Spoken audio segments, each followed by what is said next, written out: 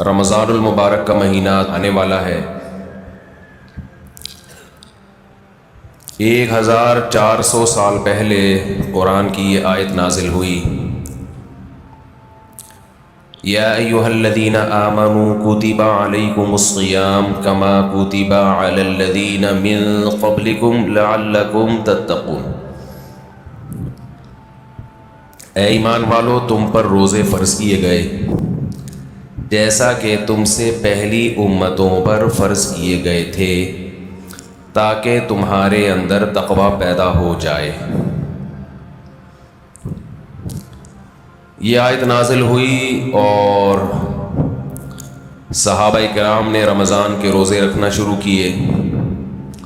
اس کے بعد جہاں جہاں مسلمان دنیا میں جاتے گئے، نمازوں کے ساتھ ساتھ رمضان کے روزے بھی اپنے ساتھ لیتے گئے،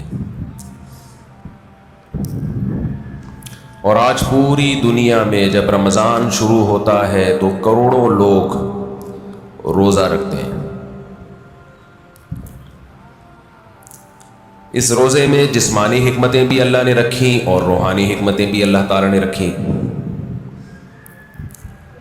جسمانی حکمتیں، یہ جسم کی زکوٰۃ ہے، آپ کو اللہ تعالیٰ روزوں کی برکت سے صحت عطا کرتے ہیں، بہت ساری بیماریوں سے نجات مل جاتی ہے۔ اور روحانی برکتیں کیا ہیں؟ انسان کے لیے دنیا میں سب سے مرغوب چیز خوراک ہے۔ خواہشات کی دو قسمیں ہوتی ہیں، ایک خواہشات وہ ہوتی ہیں جن کا آپ کی باڈی سے تعلق ہے، جو باڈی کی نیڈ ہے۔ ایک خواہشات وہ ہوتی ہیں جو اوپر کی خواہشات ہیں، لگژری لائف، گاڑی، بنگلہ، اچھی ڈریسنگ، دیکھنے میں اچھا نظر آؤں، عزت ہو سوسائٹی میں،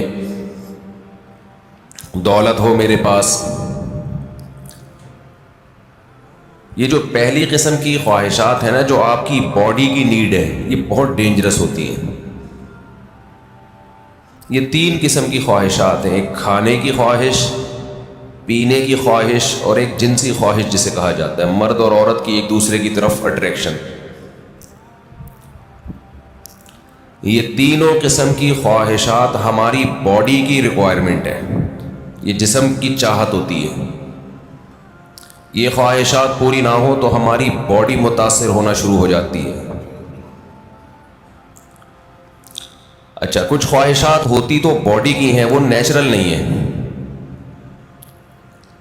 خواہشات تو سمجھ گئے نا کتنی قسم کی ہوتی ہیں؟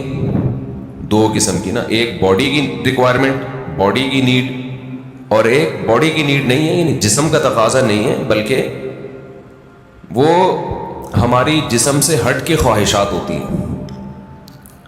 جیسے لگژری لائف ہے نا، ہر آدمی چاہتا ہے میری لائف کیسی ہو، لیکن ایسا نہیں ہوتا کہ لگژری لائف کی آپ کے پیٹ کو کوئی بھوک لگ رہی ہو، وہ خواہش پوری نہیں کریں گے تو باڈی کو کوئی نقصان ہو رہا ہو۔ جو باڈی کی نیڈ ہے نا، جیسے کھانا پینا، یہ تو اگر نہیں کریں گے تو باڈی مسلسل تڑپتی رہے گی، مسلسل احتجاج کرتی رہے گی، اور ان خواہشات کو پورا کرنا بھی ضروری ہے۔ نہیں کریں گے تو بالآخر باڈی آہستہ آہستہ ڈیمیج ہونے کی طرف جائے گی، اور مر جائیں گے ایک دن۔ آپ کو اگر گدا نہیں ملتا سونے کے لیے، اچھا، انہی باڈی کی خواہشات میں ایک نیند بھی ہے، ہم 4 قسم کی خواہشات شامل کر لیتے ہیں۔ نیند ہے، کھانا پینا، اور جس کو جنسی خواہش کہتے ہیں۔ یہ اتنی ڈینجرس ہوتی ہے، جیسے نیند کی خواہش کو آپ دیکھ لو، اب گدے پہ سونا یہ باڈی کی نیڈ نہیں ہے، یہ کیا ہے، ایک لگژری لائف انسان گزارنا چاہتا ہے، اس کا تقاضا ہے کہ میرا گھر اچھا ہو، ایئر کنڈیشن روم ہو، اور ٹائلیں لگی ہوئی ہوں، اور فانوس لگے ہوئے ہوں۔ لیکن جب آپ کو نیند آئے گی تو جو گدے پہ سونے کے عادی ہیں ان کو فرش میں نیند نہیں آئے گی۔ لیکن چونکہ نیند آپ کی باڈی کی نیڈ ہے، ایک وقت آئے گا کہ باڈی کہے گی میں نے سونا ہے، سونا ہے، سونا ہے، سونا ہے، آپ کہیں گے میرے پاس سونے کے لیے گدا نہیں ہے, نہیں سو سکتا, نہیں سو سکتا, نہیں سو سکتا. بالآخر پھڈا ہوتے ہوتے جو باڈی کی نیڈ ہے نا وہ غالب آ جائے گی. لگژری جو آپ کی ایک چاہت ہے اس پہ باڈی غالب آ جائے گی آپ کی, اور آپ کانٹوں پہ بھی سو جاؤ گے.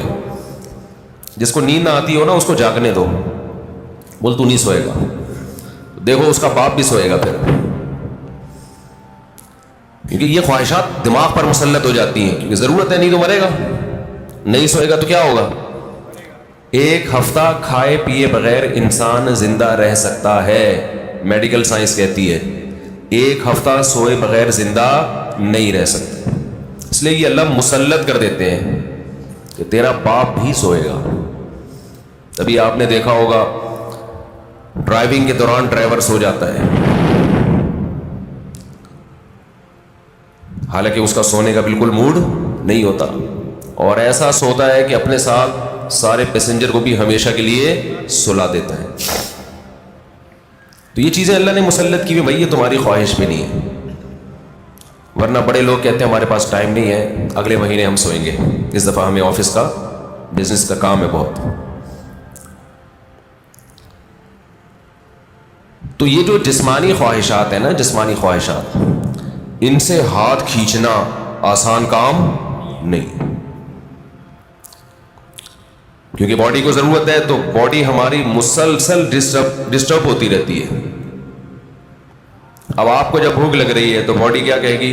روٹی دو, کھانا دو, کہے گی نا, خوراک چاہیے. تو کیا یہ 2-3 دفعہ کہنے کے بعد چپ ہو جائے گی کہ بھائی یہ تو کھلا نہیں رہا تو چلو اب کوئی اور کام کرو؟ نہیں ہوگی. یہ کیا کہے گی؟ روٹی کھانا, روٹی کھانا, چاول سموسے. کسی کو بھی دیکھے گا نا کھاتا ہوا, مسلسل یہ ٹینشن ہے, اور کسی بھی کام میں اس کا دل نہیں لگے گا جب تک کہ چند نوالے نہ کھا لے. پیاس بھی ایسی چیز ہے, جب آپ کو پانی کی خواہش ہوتی ہے تو باڈی مسلسل پانی مانگتی رہتی, آپ کا دل ہی نہیں لگے گا کسی کام میں, دل جمعی سے کام نہیں کر پاؤ گے آپ. مسلسل پانی, باڈی کو ضرورت ہے. اور یاد رکھو جب ضرورت ہو باڈی خود بتاتی ہے, اس کے لیے ڈاکٹروں سے مشورہ نہیں لیا کرو کہ میں کتنے گلاس پانی پیا کروں. یہ چیزیں اللہ نے انسان کی باڈی میں انسٹال کر دی ہیں, اس میں میڈیکل سائنس کو زیادہ فری مت کرایا کرو. کھا بھی لیں پی بھی رہیں, ڈاکٹر صاحب سے پوچھ کے کتنے گلاس پیو. تو جو بات ہے میں اس کی طرف آتا ہوں. تو جو سگریٹ ہے اور یہ سب چیزیں تو انسان خود عادی بنا لیتا ہے نا. تو یہ میرا آج کا ٹاپک نہیں ہے, یہ تو اپنے ہاتھوں اپنے آپ کو آپ جہنم کی آگ میں ڈال رہے ہو, ایک عذاب میں ڈال دیا آپ نے اپنے آپ. اچھا ایک بات خوب سمجھ لو, بات چل نکلی ہے. یہ جو سگریٹ والے, گٹکے والے, اور بہت زیادہ جو کافی پیتے ہیں, چائے پیتے ہیں, بہت زیادہ کیفین کی لت پڑ گئی ہے ان کو, یہ لوگ اکثر ایک بات یہ کہتے ہیں کہ اس سے ذہن فریش ہو جاتا ہے. یہ خوب سمجھ لو, کوئی بھی نشے کی چیز, نشے سے میری مراد یہ نہیں ہے جو شراب کا نشہ ہوتا ہے, نشے سے مراد جس کی بھی لت پڑ جائے. تو جو کیفین ہے, کافی, جو نیکوٹین ہے, ان میں یہ ذہن میں رکھو کہ جتنی کوانٹٹی آپ لے رہے ہو نا فریش ہونے کے لیے, تھوڑے دن میں اس کے عادی ہو جاتے ہو, سمجھتے ہو. پھر آپ کو اس کی مقدار بڑھانی پڑتی ہے, جبکہ روٹی اور پانی میں ایسا نہیں ہے. جتنی روٹی سے پیٹ بھر رہا ہے نا, اگر خام میں زبردستی زیادہ ٹھوس کی عادت نہیں بناؤ گے تو مزید کی عادت نہیں بڑھتی, بلکہ کم کی عادت پہ لاؤ گے تو کم, زیادہ پہ لاؤ گے تو زیادہ. جبکہ یہ جتنی چیزیں جو نیچرل نہیں ہے, جو ہماری باڈی کی نیڈ نہیں ہے, ان کو جب آپ لوگے تو جتنے کپ میں آج فریش ہو رہے ہو نا, کل اس سے تعداد بڑھانی پڑے گی. شرابی کو دیکھ لو نا, شروع میں ایک گھونٹ میں بہک جاتا ہے اور بڑا مزہ آتا ہے اس کو, اس کے بعد پورے کریٹ کے کریٹ پی جاتا ہے, لیکن اس کو وہ نشہ نہیں آتا جو پہلے دن ایک گھونٹ میں آیا تھا اس کو. تو یہ خود ایک عذاب ہے کہ آپ سمجھ رہے ہو فریش ہو رہا ہوں, بھائی آپ فریش نہیں ہو رہے, اس سے آپ کا دماغ تازہ نہیں ہو رہا, دماغ کو اس کی عادت پڑ رہی ہے, اب اس کو مزید چاہیے. تو بالآخر ایک نہ ایک وقت جا کے بریک لگانی پڑتی ہے آپ کو. تو پہلے ہی نہیں لگا لو, اچھا ہے, کیا خیال ہے, شروع میں ہی چھوڑ دو ان چیزوں کو یار. تو یہ جو ہماری باڈی کی نیڈ ہے نا, کھانا پینا اور یہ جو خواہشات ہیں, جو یہ ان کا برداشت کرنا یہ بہت مشکل ہے. اور رمضان میں اللہ انہی 3 چیزوں پہ پابندی لگا دیتے ہیں. ویسے تو 4 چیزیں ہیں نا جو بہت زیادہ انسان کو، جس کی خواہش سونا اور جنسی خواہشات اور کھانا اور پینا، تو ان میں سے 3 اللہ تعالیٰ روزے کی حالت میں کیا کر دیتے ہیں؟ پابندی لگا دیتے. کھانا پینا اور جنسی خواہش آپ پوری نہیں کر سکتے.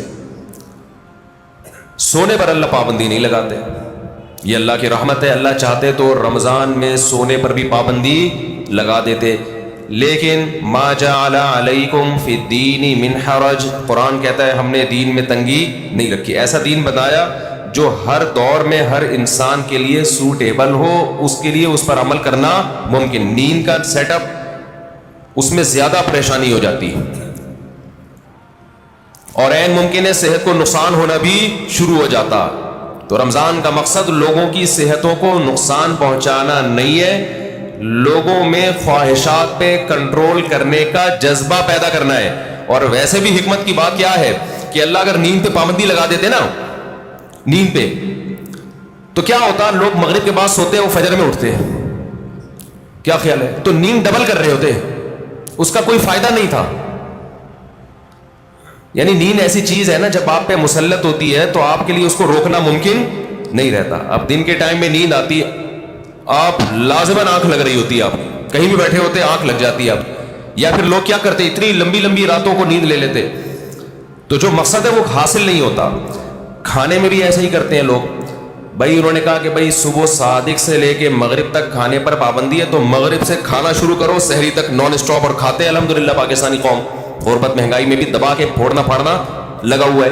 لیکن آپ جتنی بھی اسپیڈ سے جتنا بھی کھا لیں، اس کے بعد بھی بہرحال چند گھنٹوں کے بعد آپ کا معدہ خالی ہوتا ہے. تو یہ صبح صادق سے لے کے غروب آفتاب تک اتنا ٹائم ہوتا ہے کہ نان اسٹاپ آپ ساری رات بھی پھوڑتے پھاڑتے رہے، پھر بھی 5-6 گھنٹے بعد، سحری کے 6, 7, 8, 10 گھنٹے بعد معدہ کیا ہو جائے گا؟ خالی. اور وہ ٹینشن ہوگی. نہیں آ رہی بات سمجھ میں میرا خیال؟ تو اللہ میاں نے ہم سے نا یہ قربانی دلوائی ہے رمضان میں کہ تھوڑا منہ کو کیا کرو؟ کنٹرول. سب سے بڑا مسئلہ ہم نے علماء سے سنا ہے کہ جس آدمی کا اپنے منہ پہ کنٹرول نہیں ہے، باقی کسی خواہش پہ وہ کنٹرول نہیں کر سکتا. اور یہ بالکل درست بات ہے. دیکھو دنیا میں 2 قسم کے فلسفے ہیں،